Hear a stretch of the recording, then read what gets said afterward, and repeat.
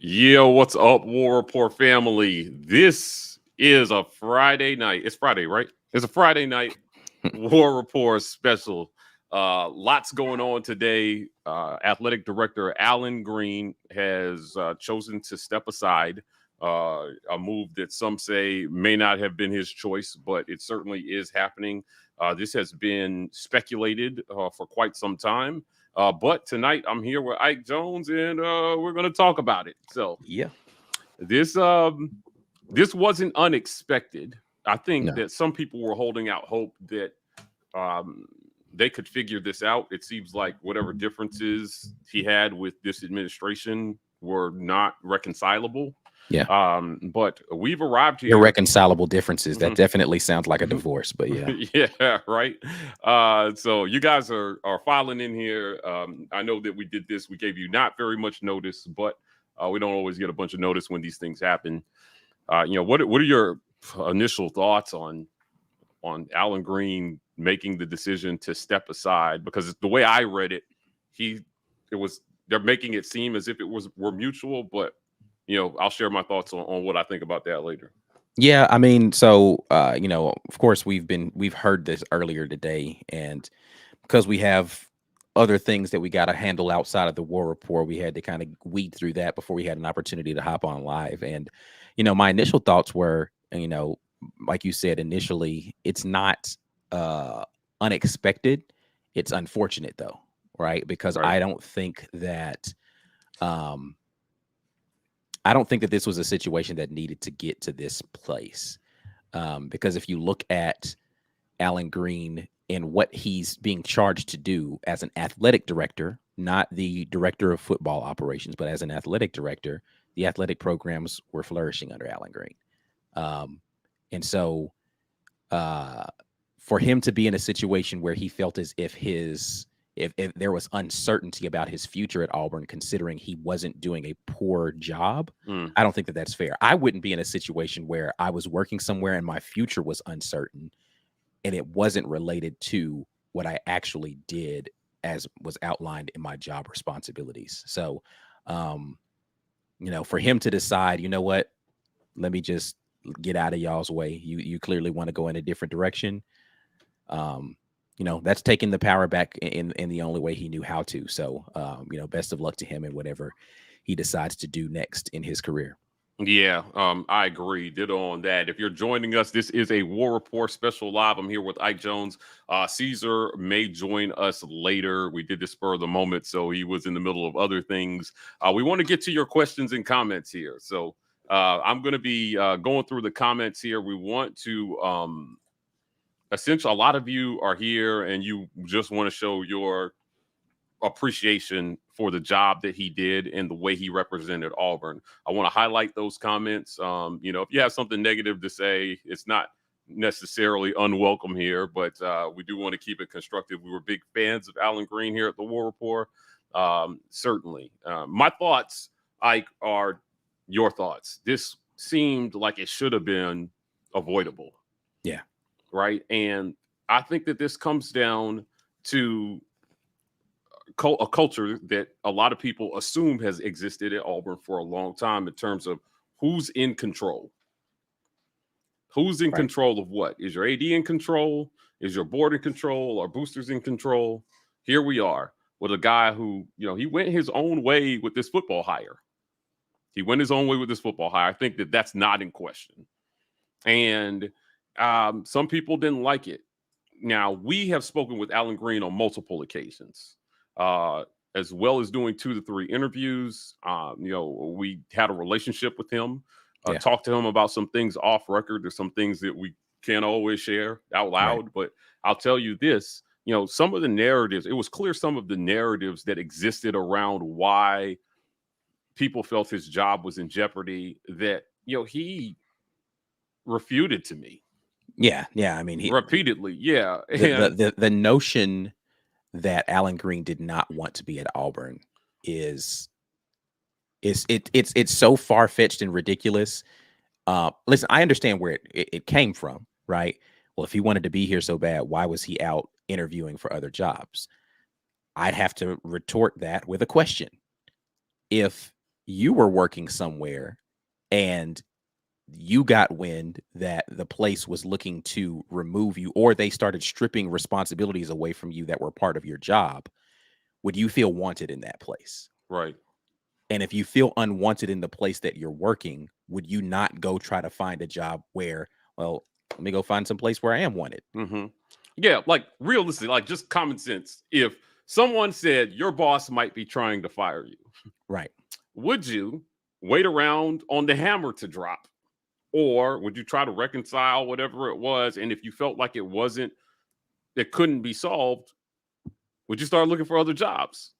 Right. If you got bills to pay, you probably are looking for other jobs and not just waiting on the hammer to drop. I think that probably one of the most disappointing narratives was that he was proactively looking for a way out, which there could have been some truth to that. But the reason why is why I don't think people were getting. Correct. Right. So I want to talk now about some of the narratives that existed around spending and budget when it came to other sports. Now, this was something that we had talked about. Well, let me just answer this question quickly. Mm-hmm. Brian Hancher asked, are the non-members muted on this one? The answer to that question, Brian, is no. We did not lock it down. I've been generous tonight, but if I see a bunch of trolls in here, I know how to lock this down really quickly, because I don't really, this isn't a place for trolling tonight. But anyway, no, anybody can comment. Welcome. Yeah, we're gonna leave it open for now, but yeah, we'll be policing the comments here to make sure that they stay respectful. Anyway, sorry to cut you off. No problem. Refuting narratives. Go ahead. Well, refuting narratives about the budget and the spending and how some coaches were unhappy with where, the monies that they were given, and that Allen Greene was the person pulling the strings on the purse. Now, when we talked to him about this narrative specifically, and he has said, listen, there wasn't another option given to not. And, this is when people start talking and they don't know what they're talking about. But I'll tell you, Gus's buyout definitely had a lot to do with monies that were being spent. Correct. It did. The idea that this was coming, and, there are a lot of narratives that this certain booster writes a check for such and such as buyout, and now it's this booster's turn to write the check for, Gus's buyout. I can say pretty confidently that if that money got paid by some booster, it didn't funnel through the athletic department. Right.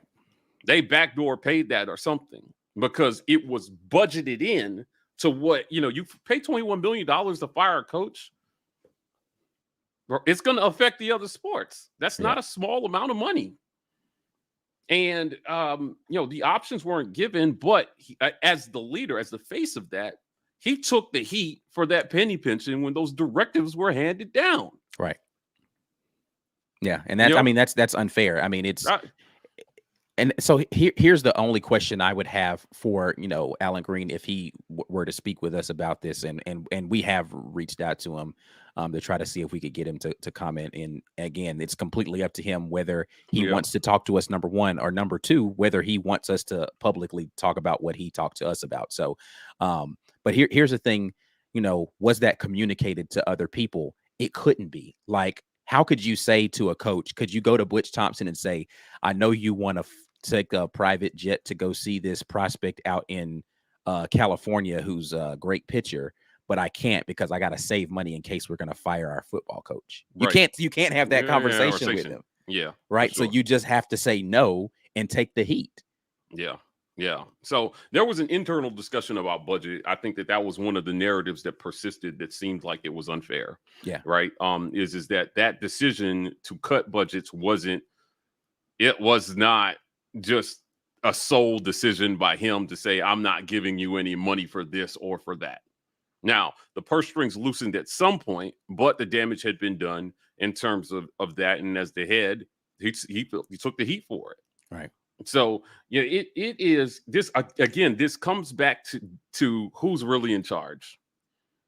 Is your football coach allowed to run his program, or is he serving at the pleasure of somebody else? Right? Is your AD allowed to run the athletic department, or is he also serving at the pleasure of somebody else? Yeah. At some school, and it's always been in question. I go back to when we were doing our coaching search and they were prospecting Brett Venables. His very public comment is, I don't know who I'd be working for. Right. Who's in charge there? A high-profile head coaching candidate says that about the job. I think it says something. What gets me is that this seems like the people who are responsible for these backdoor decisions don't seem to care what it looks like. Yeah. They don't seem to care what the narratives are. Even though it's clear that that narrative is working against them. Right. Like literally everyone can see this. And it's at this point, it's like it's either arrogance or a combination of arrogance and stubbornness that has allowed you to not adjust course and say, this isn't working. Right. Right. Now, I want to get to some comments here. I want to thank everybody for jumping on this War Rapport live special here on a Friday night to talk about this. This is big news. Athletic director Allen Greene has come to an agreement with the university for him to step aside. I don't have the details on whether that's immediately or at the end of the period, Right. but we'll put that information out as we get it. Logan Smith says, this is a terrible look for us. Simple, but effective. I think that it's hard to argue that it's not because of the narratives that exist. Correct.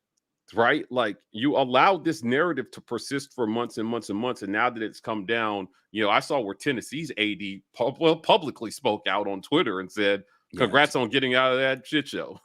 Yeah. Right. The AD at Duke said something publicly about how he didn't think that it was, Allen Greene got a fair shot. I mean, it's just, his peers are speaking up. Sell to me that's good for Auburn. Yeah, I mean, the next hire has to be a home run. So whoever it is, good luck. And right. Yeah, because you can't not be good after this. Mm-hmm. You've got to be good, whoever the next person is. So I'm looking forward to seeing that.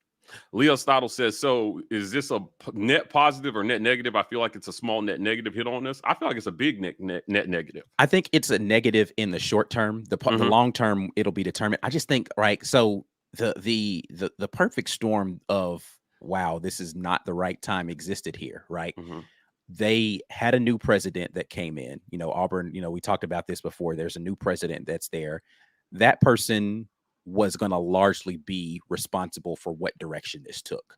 Correct. Whether he was going to say, hey, you know what, you weren't my hire, but you're going to be my guy for right now. Or if that president said, you know what, I'd rather, because Allen Greene's contract was coming to an end in January, right? So he had a decision as the new president. Do I re-up on the guy that's here right now? Or do I try to find someone who's my guy that leads the program in the direction that I see it going, right? Mm-hmm. When you come into that situation, you have to decide, is there a way for us to work together? Number one. Number two, do I like the direction that it's going right now? Correct. I find it hard to believe that anyone looking at any program other than football would say it's not moving in a positive direction. Yeah. I mean, that would be a stretch. That would certainly be a stretch. I would say, in addition to that, if you look at every program that someone else wasn't meddling in, football's the only one that Allen Greene doesn't have his fingerprint on outside of the hire of the head football coach. And you haven't given that enough time to determine whether that made sense or not. Yeah. So it's kind of difficult to the president was in a tough position about renew or not. I get that. Right. But that's essentially what it came down to. I have questions about that too. Again, is this new president serving, at the pleasure of somebody else, right? Yeah.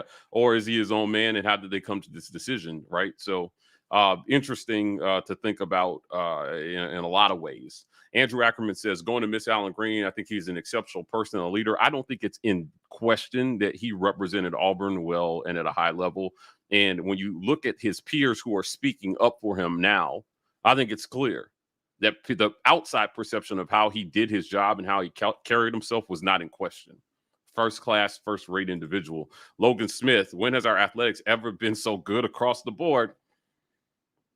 I can't think of another time where across the board. We're in an unprecedented, I mean, we rave about it all the time about where baseball was, where basketball is, gymnastics being in the position that it's in. I mean, we have, and I think a large portion of this, if you look at the reputation that Allen Greene had across, not outside of the Auburn sphere, I'm talking about nationally. If you look at the perception of Allen Greene, him being a former athlete, he was very pro student athlete. Yeah, like, he was. And I think student athletes like being in a program led by Allen Greene. Now, I'm not saying this is not me trying to give Allen Greene credit for bringing in high profile athletes into Auburn. I just think that the athletics departments and programs had someone who had he was very much focused on them. If you hear him talk about the student athletes, everything that he was doing from a perspective of trying to make sure we were in compliance and making sure that we could do the things that we're now doing with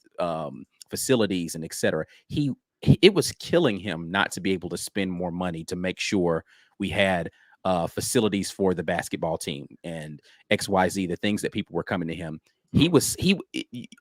Having a conversation with Allen Greene once the budget veil got torn. Yep. You could hear the elation in his voice about, man, I get to spend. I get to say yes. I get to say yes, right? Because there's no reason to penny pinch for no reason. Right. He got pegged as a penny pincher for no reason, and that's not fair. Yeah, I don't think that's fair. I mean, I think that budgets are not, he explained how the budgets work in our first interview with him. The coach is the CEO of their sport, and the CEO asks for a budget, talks about the things that they want to do. And if they want more money, it's not a no, but just like in any other company, you make a case for why you need more money for something.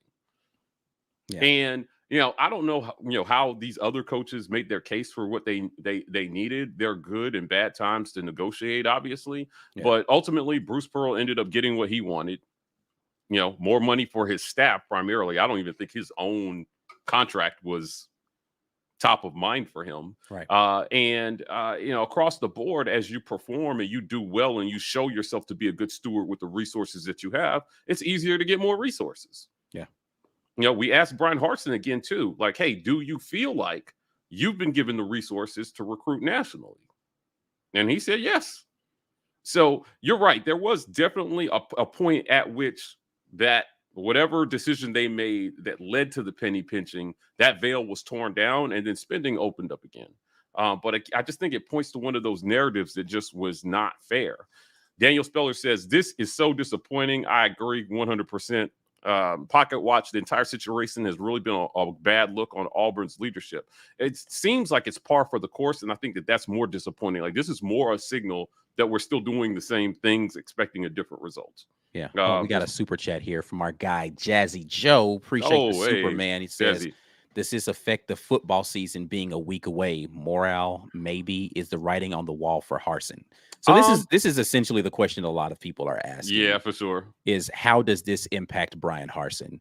I think Brian Harsin's literally in the exact same position he was in before. I don't think Allen Greene's future. I think it's the other way around, right? Like, I think had Brian Harsin been successful, they would have visited the Allen Greene conversation a little bit differently in December than they would have had he not been successful. I think Brian Harsin's success is tied to Brian Harsin and him alone. Correct. Yeah. Like, listen, when I tell you something, in 2003, there was a jet, and there were a few people who got on that jet that wanted Tommy Tuberville gone. Yeah. Right. A really, really good reporter, somebody very good at their job, figured, hey, flights are public record.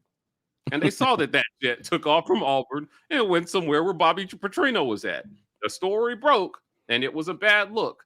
Tuberville got one more year, and I'll tell you what, that was their worst nightmare, was what happened. If you want Tommy Tuberville gone, what happened in 2004 was a complete nightmare.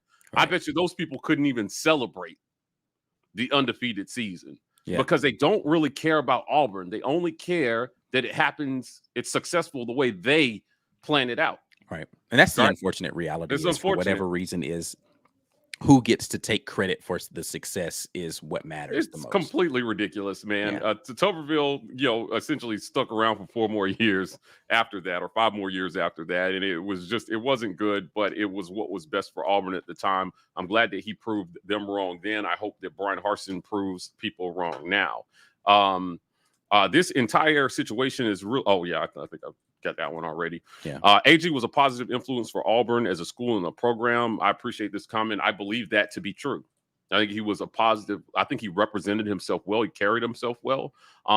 They tried to take a sympathetic, like maybe he's in over in his head. I hate that narrative. I hate the poor Allen Greene narrative. Actually, what happened was he wasn't in over his head.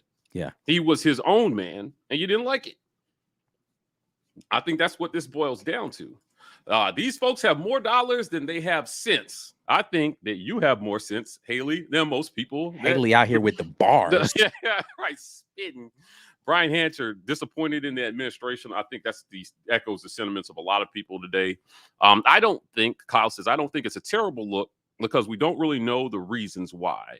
I'm neutral on this, but wish AG the best. I think Allen Greene only said he wanted to be here so it wouldn't stir up drama. Having spoken with him multiple times, disagree firmly with that. Yeah. I do disagree with that, Kyle, but I disagree that we don't really know the reasons. We know the reasons. It's really simple. I laid it out to you already. We can go over it again. Yeah, he didn't do what some people wanted him to do, and he did what he wanted to do. And that didn't go over well. And unfortunately, the one sport that's in question right now, because if Brian Harsin had gone 10-2 last year, I doubt we're having this conversation. It definitely would be a different conversation for sure. Yeah, I mean, it would have been a much harder. I mean, it would be even worse look if they had done that after like a 10-2 season, right? But there was just enough in there, and look how bad it still looks. Look how bad this still looks, because that was year one for the coach. That was year one. So I don't get it. Todd Jordan says, hi, Mike and Ike.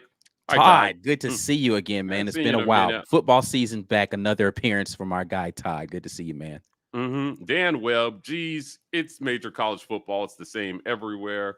I don't know if it's the same everywhere, but yeah, there's foolishness everywhere. It's just our brand of foolishness seems to persist through the ages, if you ask me. Yeah, I mean, if you're saying it's the same everywhere, find the stories that exist that are similar to Auburn stories over the past 30 show years. Me those stories, yeah. You just don't see that happening, right? Like most of the athletic anyway. Most of the athletic directors that you see do things, they're screwing up stuff, or their programs are terrible, so they were fired for that reason. Like either they were actually incompetent at their jobs, or they did something stupid and got ousted. It's rarely he actually was doing a pretty decent job, but we just don't like him. Right. Vanyel Brooks says, do you guys think the next AD will be a yes man? I think that it's in doubt whether you can do this job and not be a yes man.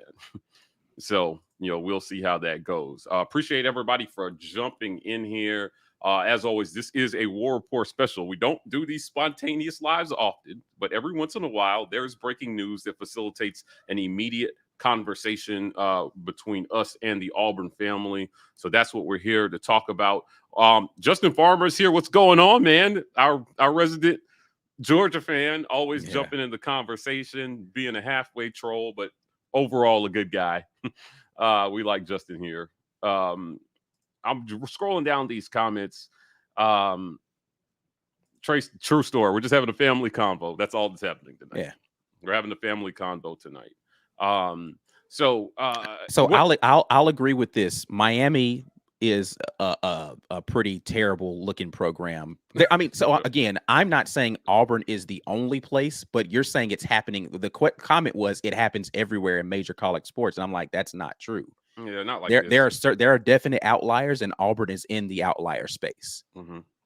Right. So anyway, at the end of the day, I don't know how anybody is happy about Allen Greene being gone, because I don't think that he's done. Well, I do know how some people are happy about it, but I don't think he earned people's dissatisfaction with him. But it was a rocky marriage to begin with, right? Like, I don't know that it was ever going to be successful because of the nature of who Allen Greene is as a person. Doesn't fit well with people who want you to be just yes, sir, no, sir, yes, ma'am, no, ma'am. Yeah. I mean, ultimately, it just makes you wonder if Brian Harsin has success at Auburn, does his job get easier or does it get harder? that's ridiculous that we're asking that question, right? But if he has success next year, does the job get easier for him? And do people acknowledge that he was a good hire? Because I'll tell you how this makes this look even worse for them. Yeah. And this almost, Ike, feels like a bet that the season is not going to go well. Yeah, if it does it feels like a bet against Brian Harsin, right? Yeah. So I can't tell you. I hope Brian Harsin takes that narrative and shoves it way up where the sun don't shine for some people. I hope that we can sit here and have a "I told you so" fest at the end of the year for the staff. Not for for the players, for the families, for everybody who touches this program that's affected by these decisions. And I had the wife of a coach who shall remain nameless that told me one time, she said, Mike, when a coach gets fired, it's not just him. He gets paid a lot of money sometimes to walk away. There are upwards of 50 families that get uprooted, and communities. And Auburn is such a special place, and leaving this community definitely hurts, I think. So, ultimately, we're in a place where I think Allen Greene was an Auburn guy. And I think he loved the students. He loved the school. And, it just kind of is what it is. I don't know who let this Bammer in here. Was this somebody Ike? I know you do. I know you know some Bammers. You know more than I do. I mean, if they are, I don't recognize them from the name here. So, okay, but listen, I dig the prediction. Not mad at it. Welcome back. You may be welcome back. But see, listen, here's the thing that I will be, I'm going to do the same thing I would in any other situation, which is be hopeful that the next hire is someone who is going to be a home run hire. Mm-hmm. It's hard to tell, with an athletic director, whether or not they're going to be good at that job or whether or not they're going to be a fit for a particular place. You have to, it's kind of like hiring a coach. You have to wait and see how things get implemented, because there aren't very many new hires that are going to be available out there unless this person just goes rogue and is like, well, fire you. There are people in the comments and I've seen it all over social media, so I'm not picking on anybody in our comment section, that think that regardless of the outcome of this season, Brian Harsin will not be the coach of Auburn football in 2023. Mm-hmm. And I can't help but say that doesn't make sense. That doesn't make sense from any standpoint of anything. And I'm not saying you're wrong. I'm saying I don't follow the logic of it. Right, because if Brian Harsin wanted to be here from the beginning and he leaves of his own accord just to say, hey, I proved to myself I could be successful at doing this, let me go somewhere else where I don't have to deal with this headache. Yeah. I can see how your logic gets you there. If you're saying Brian Harsin is successful this season and someone fires him, you look like a complete idiot. Yeah, right. I think everybody's saying that this technically turns up the hot seat. I don't think it's any hotter than it was before. That's what I think. Brian Harsin is in the exact same position he was in before. Yeah, he's got to win games this season no matter what. And, whether he stays at Auburn or his future takes him somewhere else, I hope it keeps him here, because that means that we would have had a successful season. Yeah. But, at the end of the day, I think his seat is about the same temperature. And the focus doesn't change. Right. Go out and win games. Win football games. Win football games, develop kids, show improvement year over year. What I hope happens is that bar is not suddenly raised to SEC West or bust. Correct. Yeah, to where it's not, again, we've used the word untenable situation, right? You've put him in a no-win situation because it's like you've raised the standards. You've crippled him on the things of like not wanting to help him, but then on the other side, you've raised the standard for his what he has to output to a ridiculous level. That's just not fair. Right. So hopefully that is not the situation we're in, especially considering, and we'll talk about the young man who committed today, the I think positive trajectory that we have going on in recruiting right now for Auburn athletics, right? Like, do you want to be the cause of upheaval there? Like, I don't understand fundamentally, again, the thought process that firing Brian Harsin, no matter the outcome of this season, has any merit whatsoever. And like, you literally have to hire the next Nick Saban. Yeah. Like, how do you get away with firing a successful coach without hiring someone who is going to make your program unbeatable for 2 decades? Right. And who is that coach? Yeah, for sure. That wants to come to Auburn considering all of this. Now feels as good a time as any to acknowledge some sponsors of the War Rapport. If this shit is getting on your nerves, listen, we got the thing for you. Visit rogueshop.com, use code Rapport to get yourself some gummies to help ease you through the pain that a lot of us feel today. 300 of you jumped in here with us live. We appreciate you. Support us by supporting our sponsors at the Rogue Shop. Guys, if you're not already, become a patron. I know this is a spontaneous live, but we got to talk about this. Become a patron of the War Report. The season is coming. Sounds like we'll have a lot to talk about. Like these storylines keep turning up for the season. This might be a season for the ages in terms of side stories about Auburn football. We're going to restrict some of this to member only. We didn't do it tonight. A lot of times these conversations are family only, but get yourself a green name in the chat. You can do that from our YouTube front page. Visit our merch store. We got plenty of fly merch for you guys. And speaking of merch, since you guys are in here, I'm going to put this up. Hashtag free AD Greene is the hashtag for tonight. This is to enter the drawing. So if you want to get into this drawing, hashtag free AD Greene will get you we'll get you in a draw. We're going to draw here. Now, there's some other news that I wanted to talk about, Isaac. Let's be clear here. This does not have the E at the end. Do we want to have the E at the end for his name or? Yeah. We want that. Let's do it right. Let's put the E at the end. Hold on, wait. So start collecting them. Okay, and then I'll change it around. Yeah, I got the collection thing in here, but make sure you spell Allen Greene's last name properly. We want to respect him. Yeah, free AD Greene in his he gone status, because we can just we'll just do one of these joints, right? Yeah. I know it says get your weight up on the graphic. That is not the hashtag for tonight. Just showing you what the shirt looks like. We will give away a he gone t-shirt tonight in honor of our guy AD Greene. But you need free AD Greene. Make sure you have their spelling correct, and we'll do a drawing here in just a minute. Yeah, so want to appreciate everybody. 300 people here on Spontaneous Live on a Friday night, baby. Like, listen, we appreciate you guys joining us. I'm at home on a Friday night. You guys are at home. My kind of people. I don't know how sad this feels right now that everybody just doesn't have plans on Friday night and they're in here talking to us. But we appreciate you guys who are bored at home, not watching a high school football game. Again, we'll talk a little bit about high school athletics because we did get a commitment here. Not out on some, random. Maybe it's early where you are and you're going out later. I don't know. Whatever it is. Listen, I'm married with a kid, so I'm at home. Yeah, for sure. Yeah, I am also at home. So it's going to be interesting to see. Now, this news overshadowed Auburn landed a huge recruit today. Yeah. Right? The young man, what's the Daquayvious? I think it's, I don't want to say his name wrong. Hold on. I don't want to say it wrong. Yeah, hold on just a minute. Doggone it. On us. Yeah, we didn't hold prepare on for this. Daquayvious. Daquayvious. Yeah, Daquayvious Sorey. So they landed a big recruit today, and he is a 4-star, wide receiver, number 188 in the 247 composite rankings. This is huge. So we've got 8 commits in the class of 2023, 7 4-stars and 1 3-star. The young man from Lochapoka. But this is huge. There was a question about whether we would have at least 10 commits before the season started or not.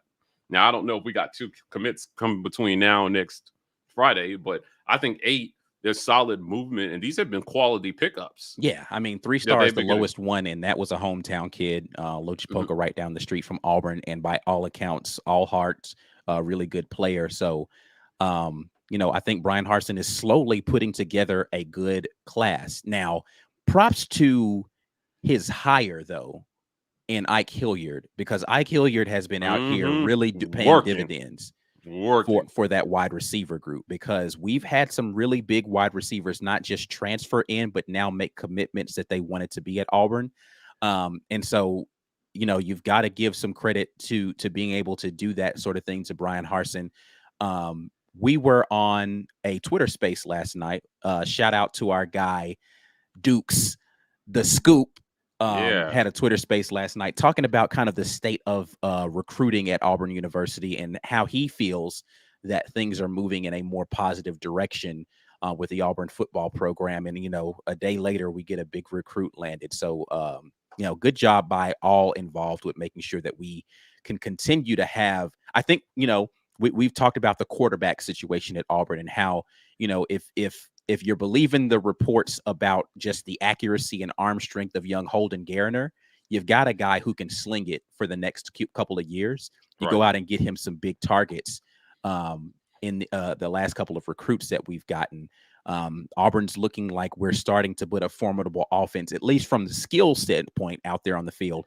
We got to figure out this offensive line, but I'm liking what we're doing at the quarterback and wide receiver positions and the running back position moving forward into the future.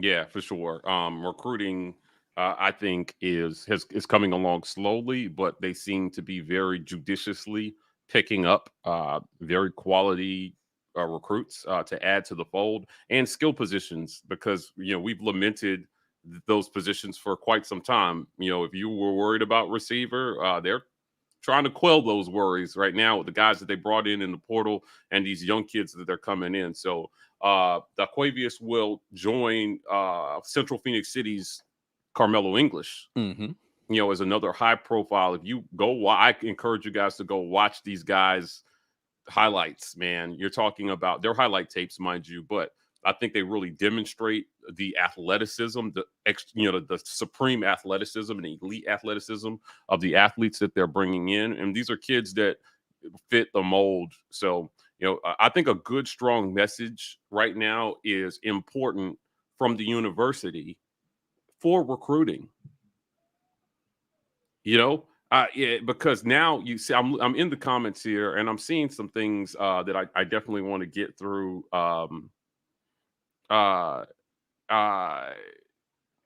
When we're talking about recruiting, Mobile Alone says, how many wins to take them off the hot seat?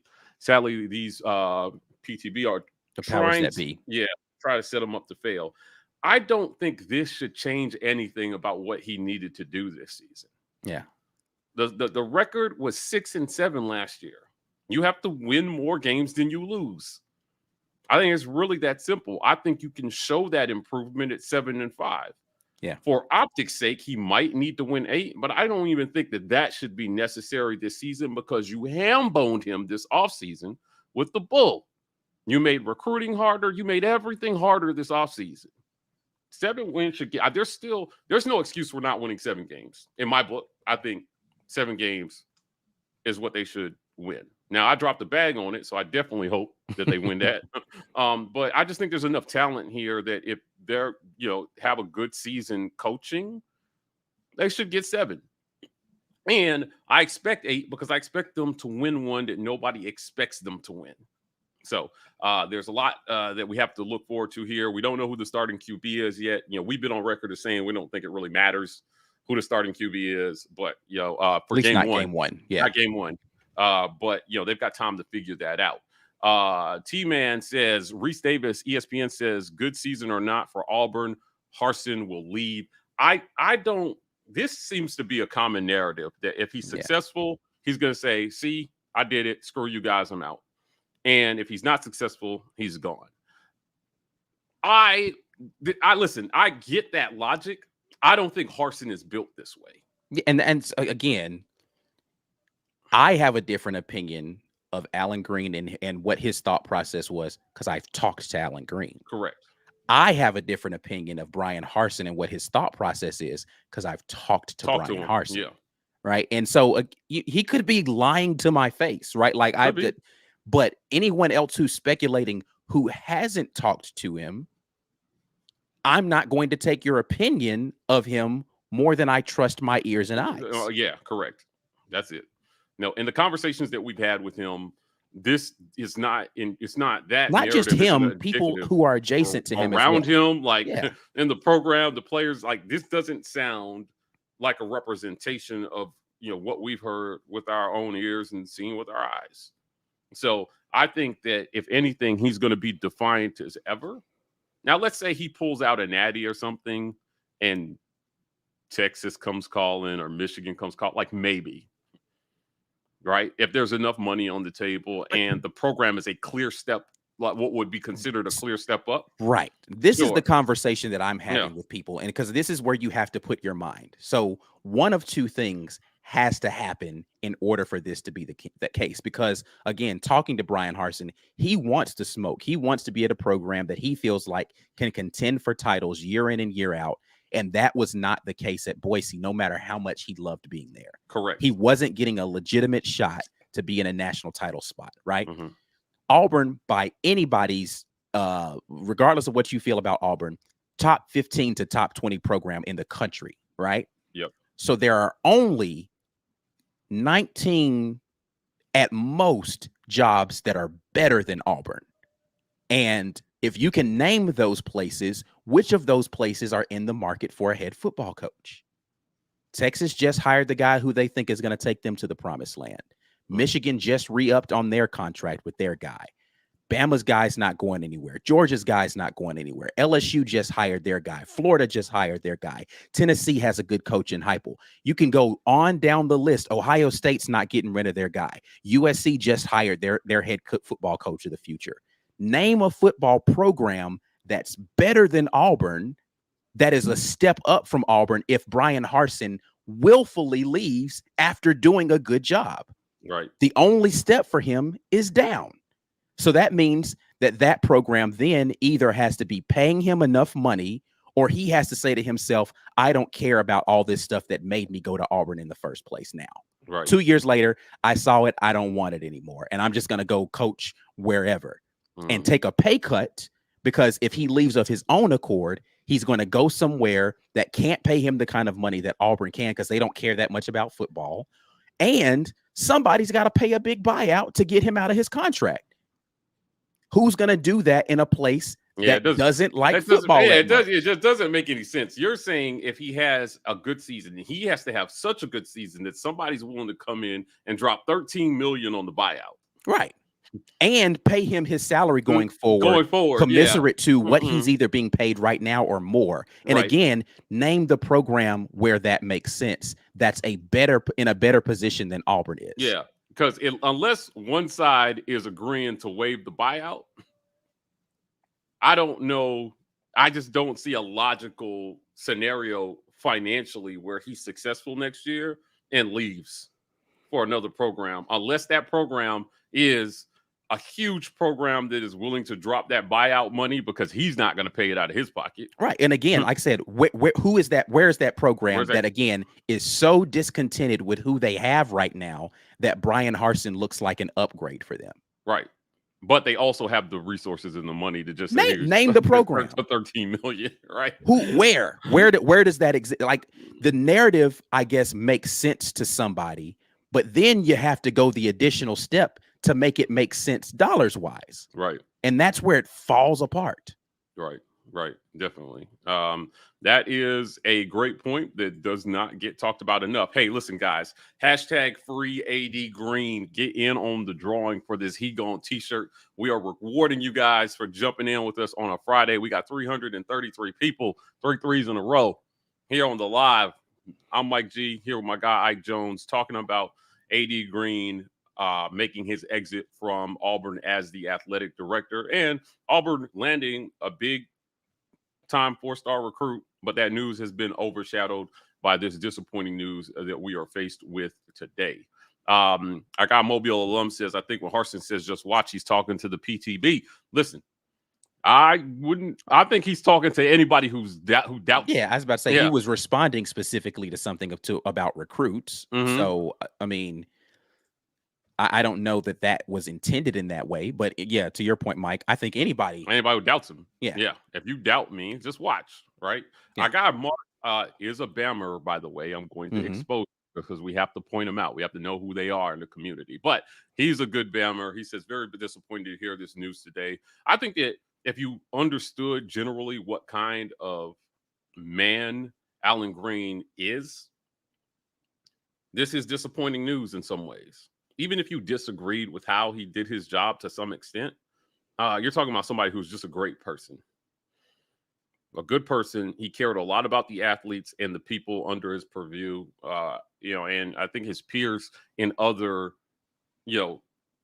and at other institutions speaking up even speaks to that, right? That they feel like maybe he got a raw deal. I don't know that athletic director is like some kind of fraternity where you just have to speak up for other athletic directors. Yeah. So I think it means something that these guys at other schools are speaking up for him. So thank you for that comment, Mark. I really hope Harsin is safe, man, because if the powers that be will win, all this Auburn is going to be done for, and it kills me to say it. Like Auburn will survive, man, because it has always survived. The question is, can we move forward? Can we take steps forward, continuing to do the same crap that's been happening all the time? We want to see them take steps forward, man. We want to be better than 8 wins. We want a coach to want to stick around here when they have success. You know, and you got to love Auburn more than you love the good old boy club. I think for some people, those two are one and the same. I'm not part of it. I don't think Harsin is part of it, and it just is what it is. Kerryon Johnson said he is going to put his name in for the next AD. I wonder how serious this could be. Hopefully it's not serious at all. No. Kerryon is on Twitch right now. I was about to say he's playing Call of Duty somewhere right now. He's not. I think Kerryon Johnson was a great running back for Auburn. I don't know that he's in a position to be an athletic director anywhere. For sure. Yeah. I mean, there may be some athletes that love that. You're talking about why just send the whole budget on cleats? Right? Like, I don't know about all of that.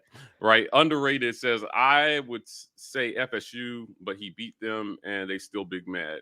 Florida State is probably the only major college program that might take football seriously enough that also has some discontent with their head coach. Correct. That's the only place. That's the first time I've heard somebody suggest a place and the that stars even still have to align. Yeah, makes sense. Yeah, even remotely. But again, that's a pretty big buyout. Yeah. So I remember reading somewhere where people like there were just backdoor interest from Arizona State and Washington.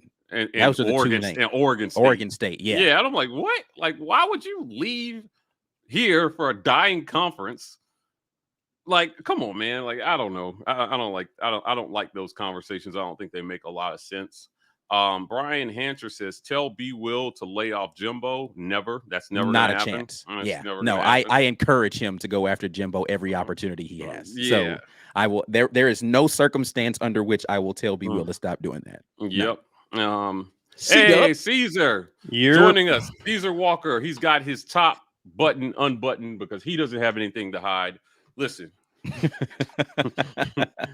No, don't trust anybody who buttons their button to the tippy top. Hey, don't trust me because I'll surely do it. I'll surely do it. What are you hiding? What's behind you? I've done it. It's not really comfortable on my neck with this particular shirt. But you have a tie. He's been getting his weight up, man. See, got them gains, man. So that neck getting a little too. Yeah. It's a little tight around the end of the shirt right there. Hey, calm down, son. Yeah, the airport with them things. The filters are gonna accuse us of having weaponry on our lives, sir. Right. We can't do that.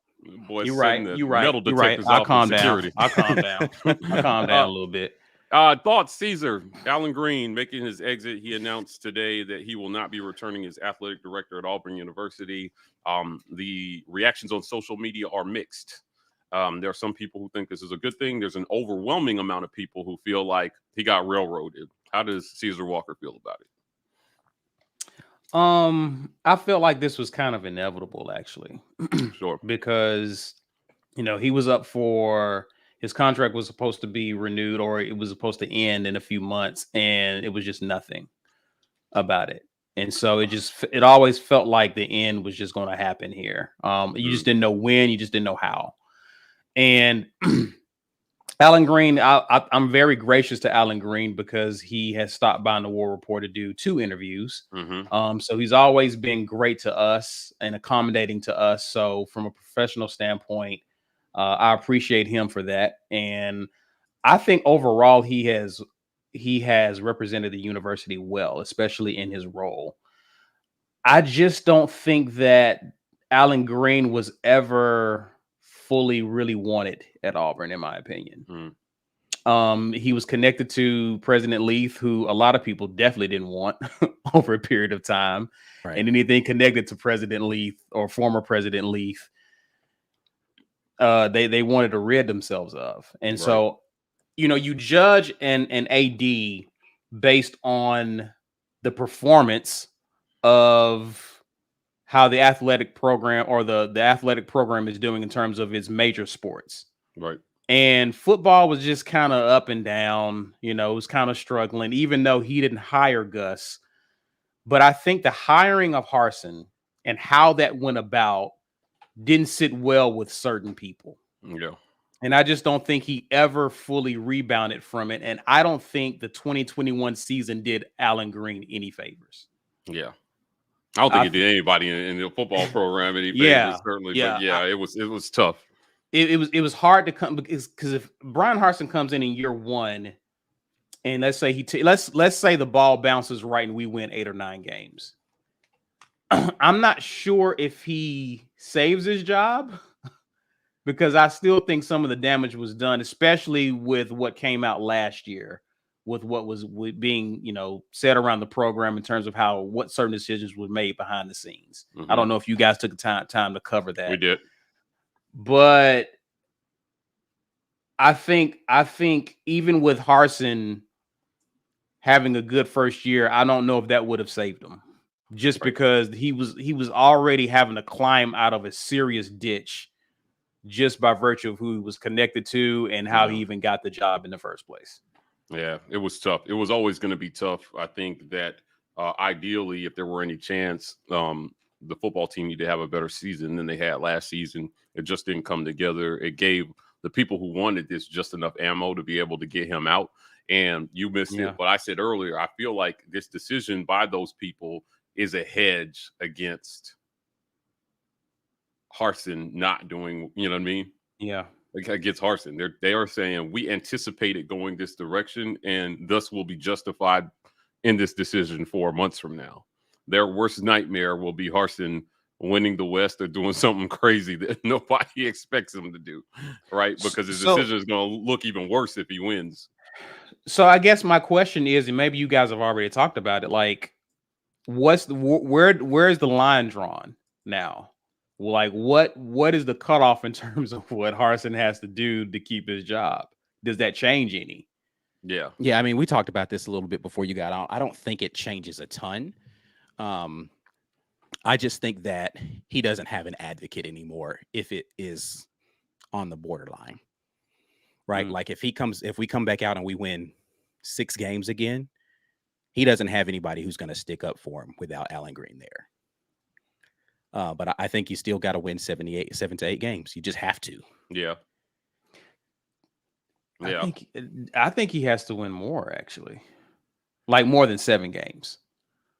I think he may have to win 8. Yeah, I don't think that's a crazy stretch. I mean, I said that earlier. I said it should be, the number should be at 7, but the truth is, if he really wants to be safe, you get to 8 or beyond.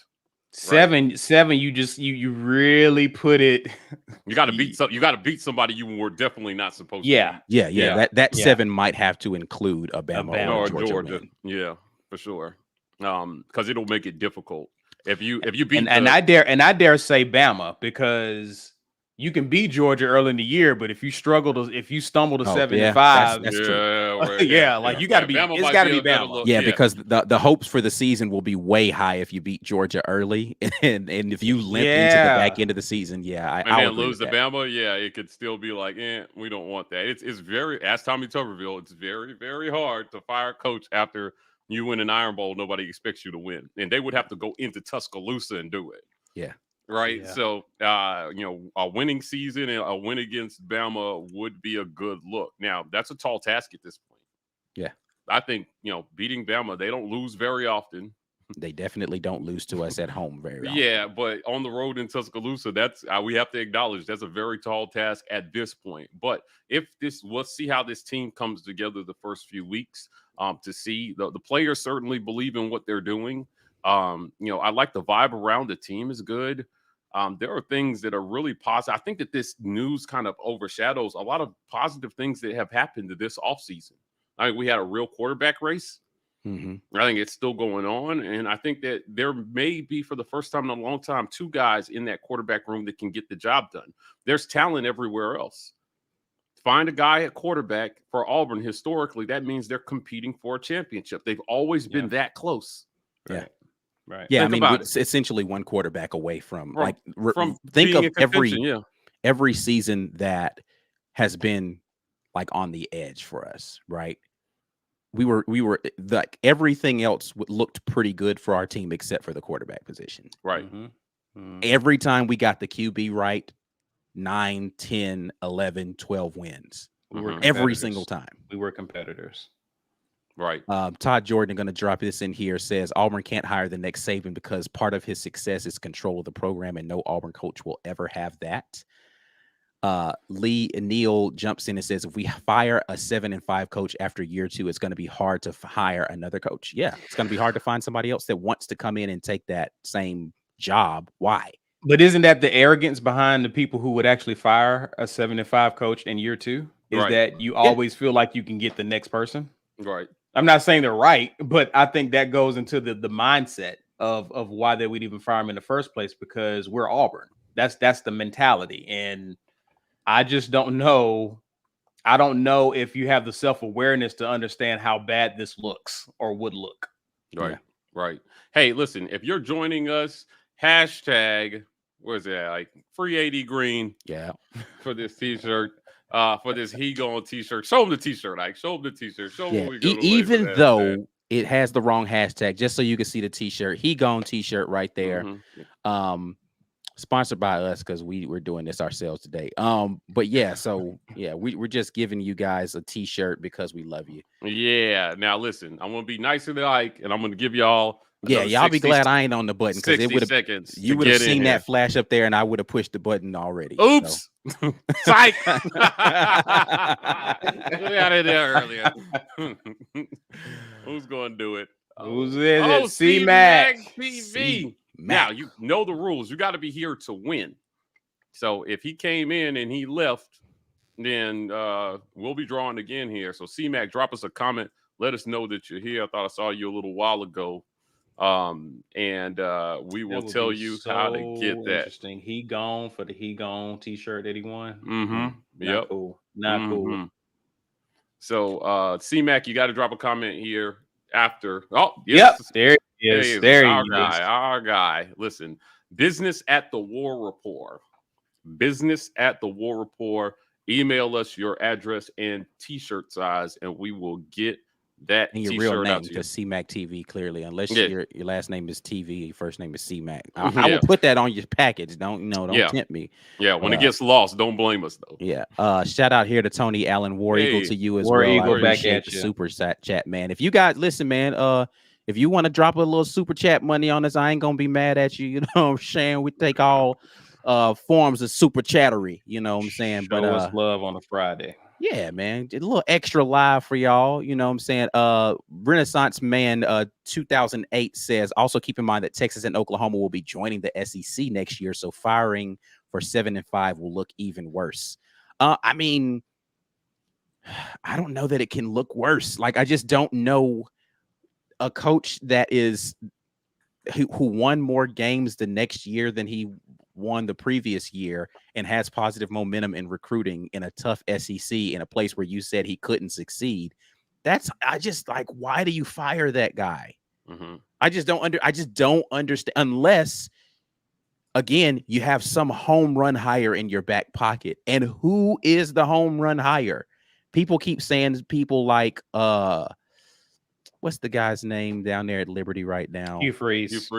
I keep hearing Hugh Freeze and Hugh Freeze. Lane Kiffin. And the reasons that they're giving that is because they've been in the SEC before and they beat Alabama while they were here. And if those are the only two things that you have as positive, like Hugh Freeze built a successful program at Ole Miss. He also was doing a lot of cheating. And he flamed out. Yeah. Lane Kiffin, great. I don't want to see us go for it on fourth down every drive. You know what? I normally am very positive about who the new. I think this will be the first time when if we were to hire Lane Kiffin, I'd have to find a reason to like that hire. Yeah. I would. And I don't think Lane Kiffin is a bad coach. I just don't like him as a head coach. Right. Yeah, I think he's a great offensive mind. I do not like him as a head coach. How many? What did they go? Did they go 9-3 last year? I think they won 10 games last year. Are Ole Miss fans up in arms if Kiffin wins 8 next year? Are the wheels falling off the wagon? Right? Like, is it all of a sudden, oh, he was a flash in the pan, right? Like, I just don't understand where the bar, why people think the bar is so high for a second-year coach that got hired to rebuild the program. Yeah, you got hired to rebuild the program.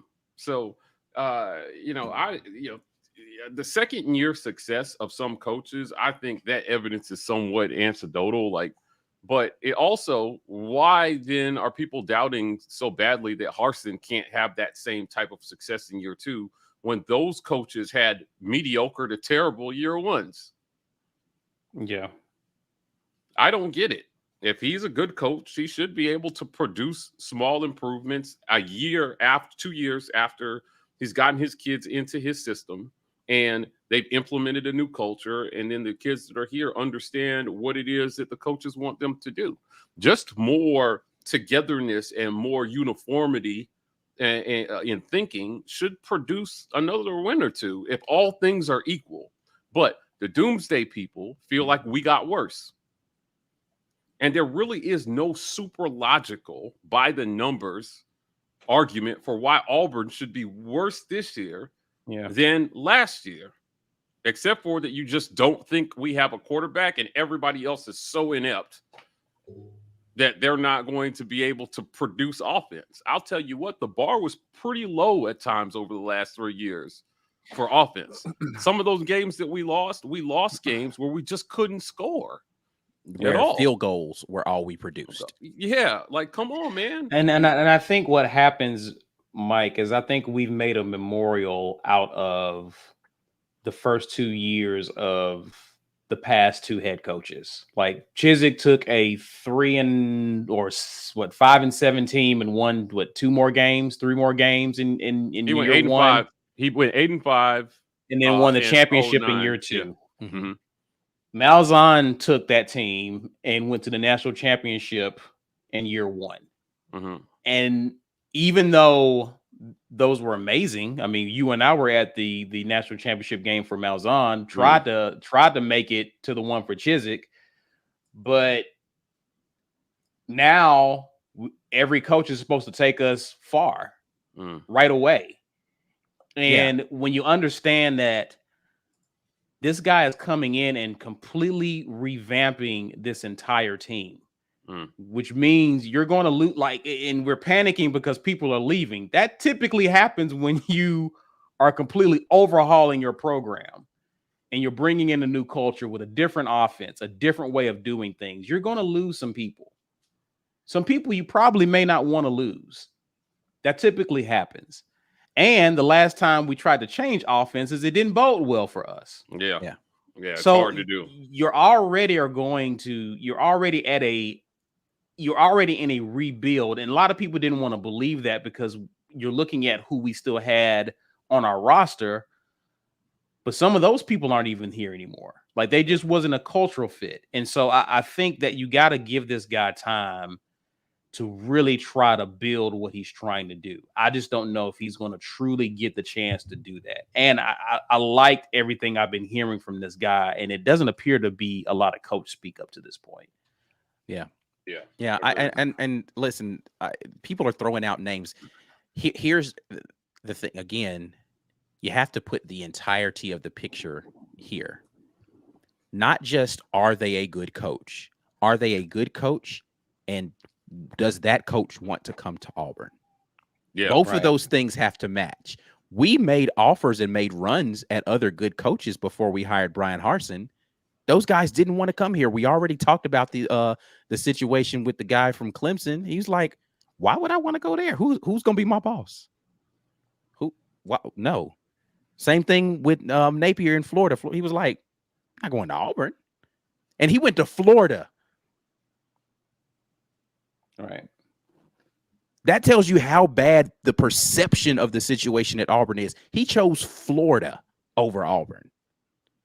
And Florida has been mid.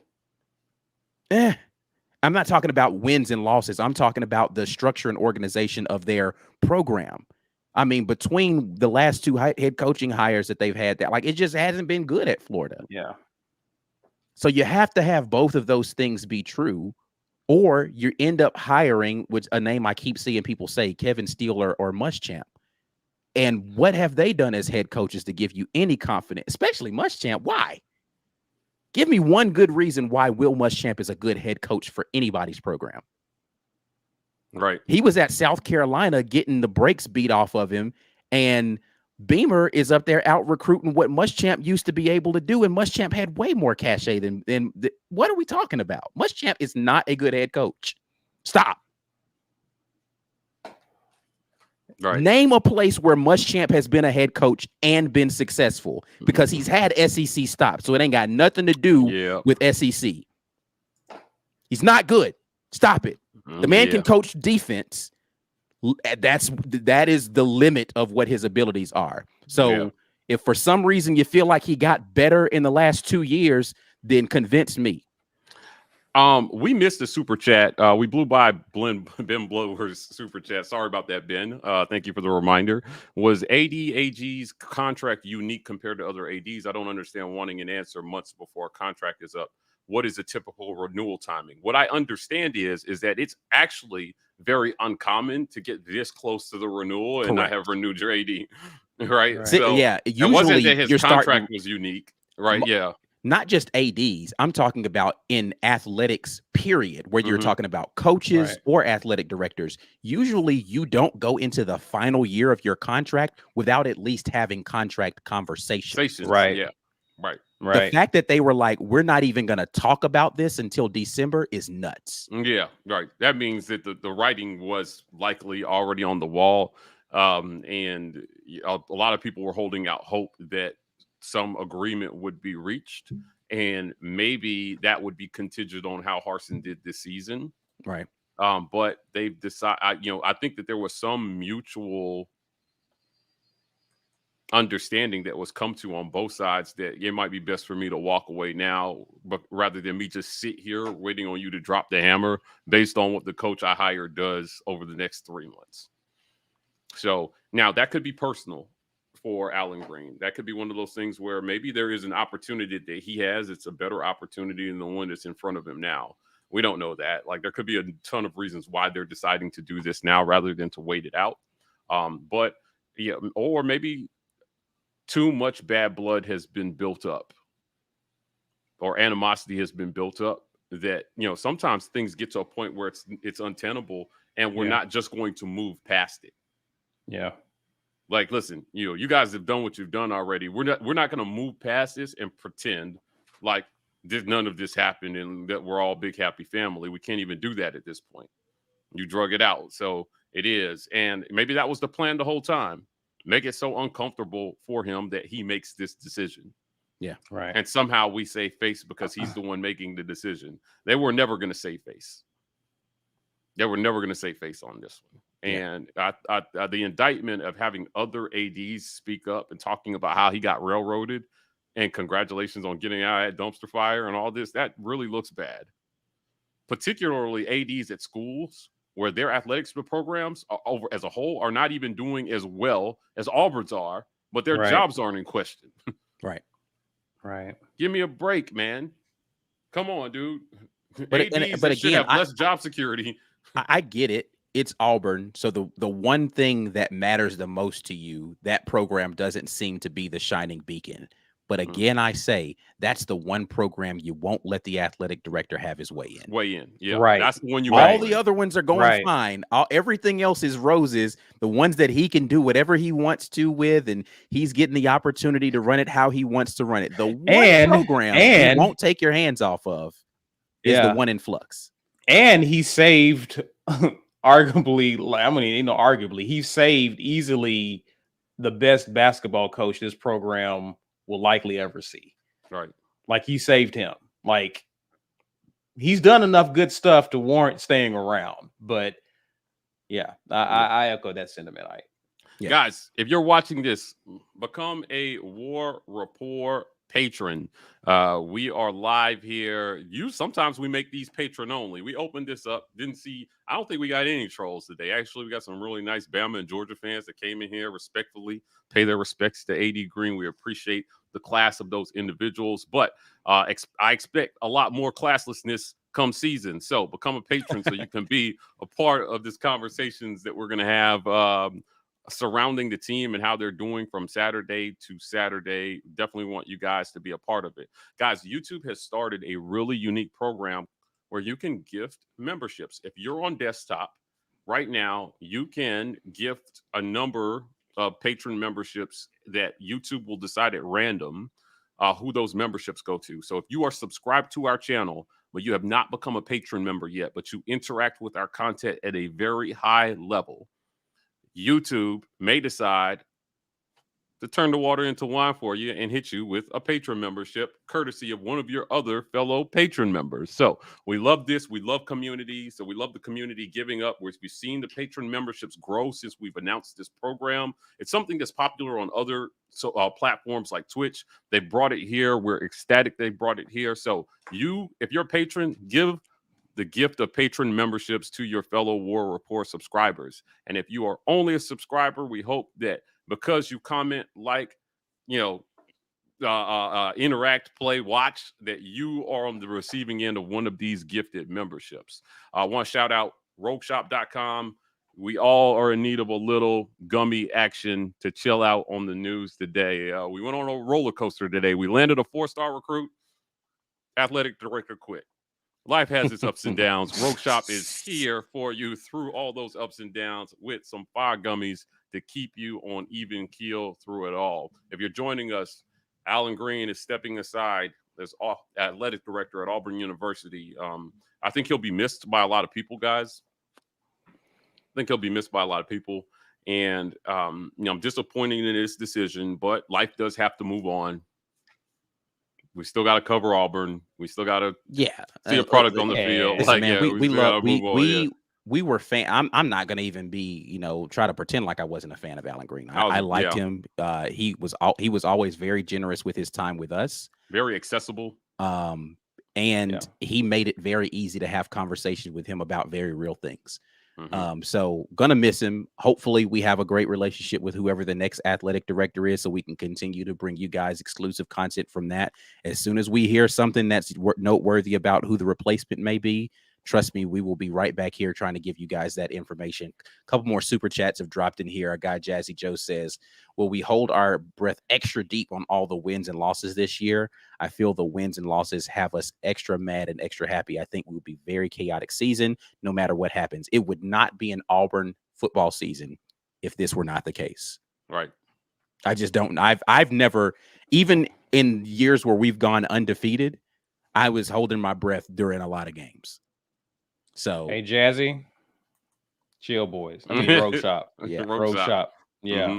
Yep. You this is what you need. Not while you're driving the truck, but not while you're driving the truck, but when you're watching the games. This is just get ready. Just get ready and get your gummies ready. Yeah, we're gonna need them. Your guy Tony Allen comes in here with the super chat, says need that hype trailer for the season. I'm not saying I did one, but I'm not saying I didn't do one either.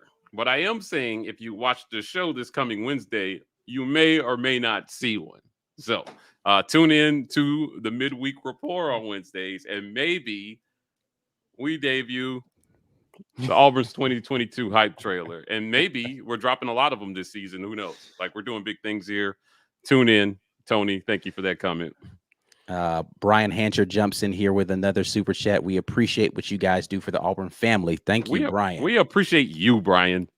We're here because of you guys. Yeah, that's why we're here. We're here because of the Auburn family and all the energy that you guys put into rooting for the program and watching us and coming together and be able to have these conversations. 400 people joined us here randomly on a Friday night to talk about random Auburn news. So I think that speaks to the community that we have here. This is funny, but kind of sad. I don't even know if I want to laugh or cry about this. A realtor can make a living just off of selling homes owned by former Auburn football coaches. Yikes. That hurts. You got to sell one because the commission is going to be like what? Yeah. $80,000. Seriously. Yeah, Seriously. you can one a year. Get you done. Depending on how your expenses are built. Live off that till the next coach get fired. Yeah, pretty much. Oh my goodness. They don't list. You can go on a few vacations at least. Them Lake Martin coaches' homes out there. Yeah, I feel like they all get they all get one on Lake Martin and they have to sell it, right? Is that what happens? That's a good listen. If you're Well, like listen. Bruce though, you plan it out in ahead and then you just decide you're just going to retire there. So yeah, there's always outliers, like. For But sure. football officially starts tomorrow though. Tomorrow is the does. beginning of what they call week 0. Week 0. So there will be college football being played tomorrow. Who Is plays there any tomorrow? game you guys are going to check out tomorrow? I need to see. I never bothered looking to see who's playing. Who are you checking out? You know who personally I am going to watch, and this is going to sound crazy, but it's going to make sense after I say it. I'm going to watch the Mercer game tomorrow. Okay. I want to see what Mercer looks like week 0 before they come play us. I just want to look and see what they're like. I'll tell you who I want to see. I don't even know how I can watch the Mercer game where Mercer is going to be playing on TV. Like it's going to be on ESPN Ocho or some crap. I don't have ESPN the Ocho. I think I may look at I think Nebraska's playing. You think this is the year Frost gets over the? I want to see. No. I want to see how this starts off because it usually stops. It usually falls flat before it ever gets going with him. No, I have no faith in Nebraska to do anything ever. So no, I don't even see these games. Tomorrow's the 27th. Michigan plays. Oh man, these are some cupcakes. Yeah, Michigan. Yeah. No, you're talking about week 1 or like we're talking about this weekend, right? Yeah, tomorrow. Oh, okay. Where are the games for tomorrow? I don't see no games. I don't even see them, actually. Yeah, but I don't know if there's any marquee games. It's probably a bunch of FCS schools. Yeah. But that's why I said I'm going to watch Mercer. What? Mercer definitely plays tomorrow. I've been looking at Mercer stuff. I actually think Nebraska does play tomorrow. I've been looking at Mercer stuff like all week. ESPN is messing up. I think they're on Fox. Demetrius Davis does make his debut for Alabama State tomorrow. Oh yes, that'll be interesting to see. Yeah. That will be definitely interesting to see. I'll be tuning in to see Demetrius. See what we gave up there. I think it's going to be interesting.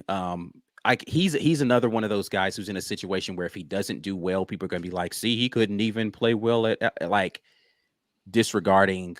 Any of the circumstances that could have him not play well his first collegiate game ever. But, you know, and if he does amazing, then it's like, see, I told you guys, like, it's just going to be it's one of those situations where everyone's bias is going to be confirmed regardless of what happens. Oh, yeah, you're right. We get SEC football tomorrow. Vanderbilt at Hawaii. Oh, I forgot Vandy was playing Hawaii. Yeah. At Hawaii. 10:30. Normally on Wednesdays we would have done some sort of prediction for this. I forgot that there was an SEC game that was happening. We did not talk about that game. Do you guys have any thoughts on Vandy versus Hawaii? Let's get some quick takes on that game. Exactly. Yeah. Hey, listen, somebody picked Vandy to win the freaking East. So and Vandy got a vote to win the people East. Are trying to convince me Clark Lee is a better football coach than Brian Harsin. Yeah. So that person was high, Ike. That person was straight up high. Austin P. You said Mercer plays tomorrow? Why don't I see them here? Mercer definitely plays. I have been watching Mercer's social media and web stuff for like 2 weeks now, just trying to get more inklings on who their starters are going to be and who like what kind of schemes they run and that kind of stuff. Mercer 100% plays football tomorrow. Florida A&M at North Carolina. Florida State plays tomorrow. Nebraska, you're right. Caesar plays tomorrow. I thought so. Yeah, I don't see Mercer. I don't know that Mercer. Yeah, listen, I trust they play. I forgot who they're playing. Hold on, I still have it up on my other computer. In fact. They play the Morehead State Eagles. Yep, at 7:00 tomorrow. I like I said, I know this for a fact. Like there's I want you to tell me how let's tune into that the football may be in that game. You know what? So I watched some games from Mercer last year because again, this year I'm making a different commitment to you all in my film study that I want to be able to know. Like when we do our Wednesday night thing, I don't want just our guests to come in and inform us of who we're playing against. I want to have some knowledge of these other teams a little bit better than I did last year. Because again, it's every year we got to do a little bit better here at the War Report. So the Wednesday night experience is going to be different. I'm going to challenge some of these people on some of the stuff that they're saying this year. When they say stuff and they're like, well, this player's down. And I'm like, no, I actually watched that player play and he's full of crap. Like, I just want to be able to say that to one of our guests one time, especially if he's watching tonight, our guy from Georgia, when he comes in here talking all that crap about Georgia. I'm going to have some stuff to say back this year. Right. Just for the sake of talking crap, because he's a friend.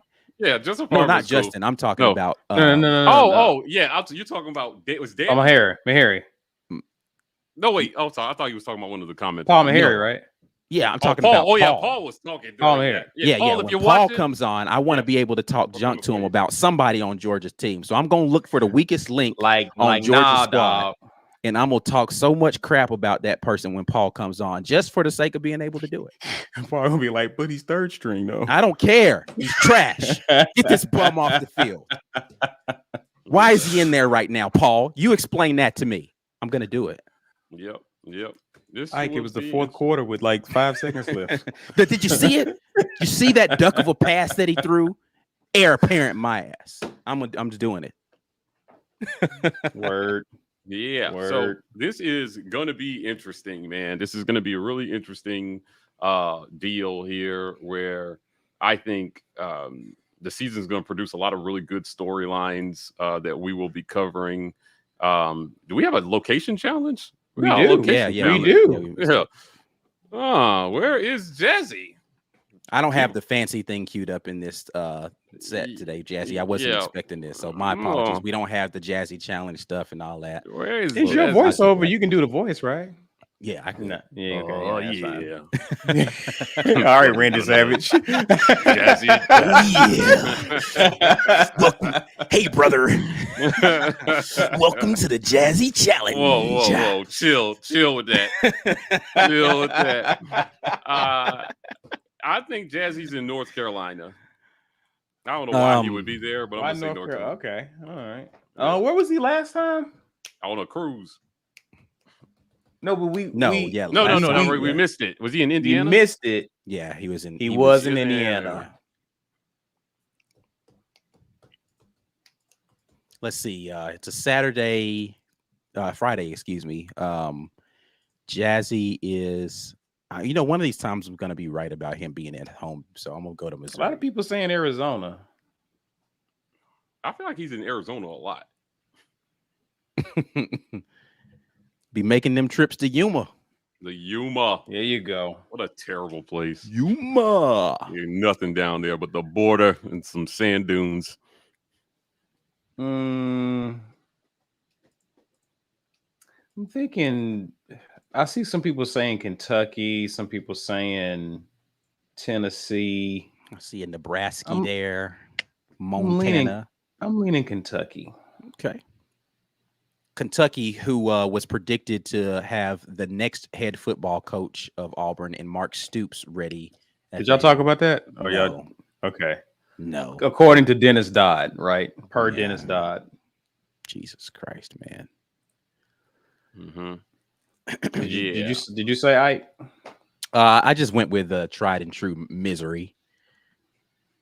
Wow, you guys are going off the chain on the comments tonight. Thousands of comments here live on this here Friday night. We have this is funny. The basketball school, Kentucky.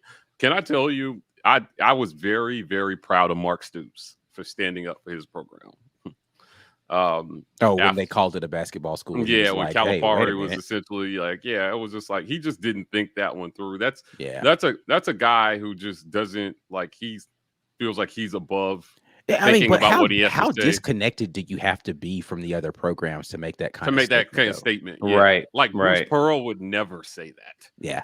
No, he's been adamant in saying we're an everything school. This isn't about whose program is that. Like Auburn's going to be good at everything. He's not buying into the division that other people try to provoke and say, "Hey, why can't you have your program in the same place Bruce Pearl has the basketball?" He's like, "Listen, Auburn's good at everything. Shut up. Right. Did Jesse say where he was at? Did you give your guess? Yeah, North Carolina. North Carolina, Kentucky, Missouri. Jazzy, where you at?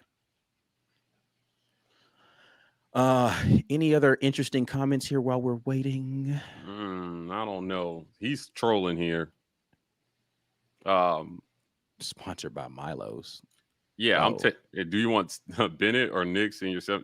Assuming you're talking about Stetson Bennett, I'm probably taking the national champion. But okay, you 7-on-7 doesn't allow the quarterback to run, does it? Right. Yeah, I'm taking the national champion. I'm gonna take the guy with the better completion percentage. Yeah, for sure, 100%. Yeah. Oh man.